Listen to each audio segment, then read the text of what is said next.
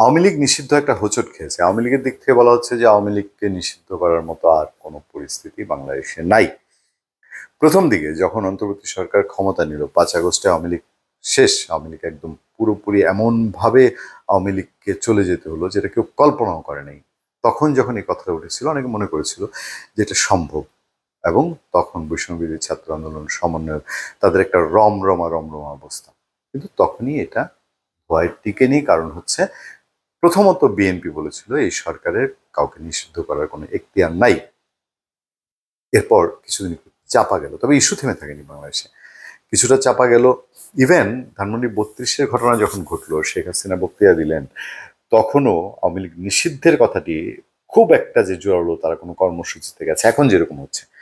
প্রধান উপদেষ্টা ডক্টর মোহাম্মদ ইউনূস যখন জানালেন যে আওয়ামী লীগ নিষিদ্ধের কোনো পরিকল্পনা তার সরকারের নাই, তখন তো একে একে কর্মসূচি হচ্ছে। আমি যেদিন 22 মার্চ 2025 কথা বলছি, তখনও আওয়ামী লীগ নিষিদ্ধের দাবিতে কর্মসূচি পালন করা হচ্ছে। কিন্তু এর মাঝে কিন্তু কোনো কর্মসূচি ছিল না। মানে এটা হঠাৎ করে ডক্টর ইউনূস যখন এটা ক্লিয়ার করলেন তখন এটা উঠে এসছে।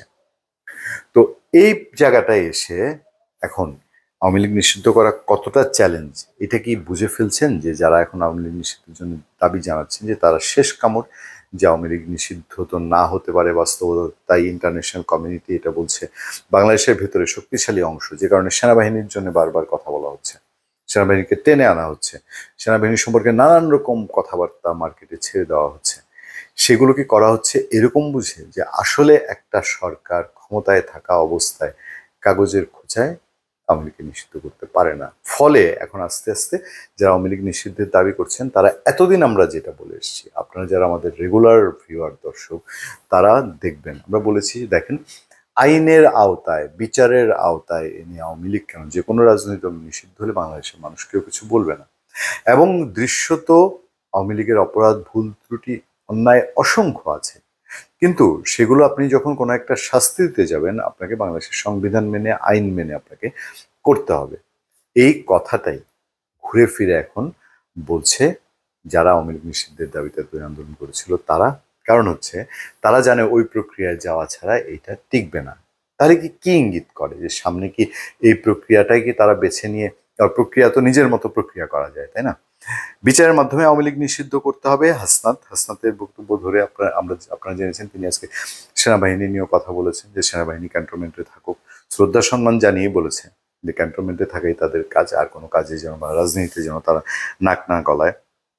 হাসনাত বলছে নির্ভয়া আদেশনায় বিচারের মাধ্যমে আওয়ামী লীগকে নিষিদ্ধ করতে হবে বলে জানিয়েছে জাতীয় নাগরিক পার্টি দক্ষিণাঞ্চলের মুখ্য সংগঠক হাসনাত আবদুল্লাহ। তিনি ওই যে প্রতিবাদ প্রোগ্রাম সেইখানে তিনি বলেছেন আওয়ামী লীগের নিবন্ধন বাতিল করতে হবে জানিয়ে হাসনাত আবদুল্লাহ বলেন নির্বাহী আদেশে আওয়ামী লীগ নিষিদ্ধ চাই না, গুম খুনের বিচারের মাধ্যমে নিষিদ্ধ চাই।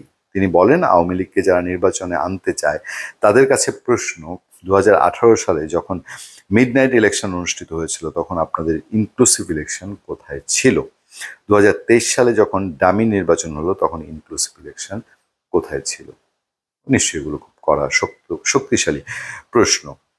বাংলাদেশে এখন গুম খুন হত্যাকাণ্ড, পিলখানা হত্যাকাণ্ড, ভারত বিরোধী আন্দোলনের হত্যাকাণ্ড, জুলাই গণহত্যানের বিচার হয়নি, গণহত্যাকারী আওয়ামী লীগকে নিয়ে বাংলাদেশে কোনো ইনক্লুসিভ ইলেকশন হবে না। আমি জানি না যে এই জায়গাটাতে তার প্রথম কথাগুলো সব ঠিক আছে, এগুলো নিয়ে দ্বিমত করার কিছু নেই, কিন্তু বাংলাদেশে আওয়ামী লীগকে বাদ দিয়ে ইনক্লুসিভ ইলেকশন এইটা বাস্তবায়নের ঝুঁকি আসাদ আবদুল্লাহরা কতটা নিতে পারবেন? ধন্যবাদ সবাইকে, ভালো থাকবেন, সুস্থ থাকবেন। সত্য করোনা এবং সহিংসতার সাথে আপনার সাথে আতিক রহমান, পূর্ণিয়া।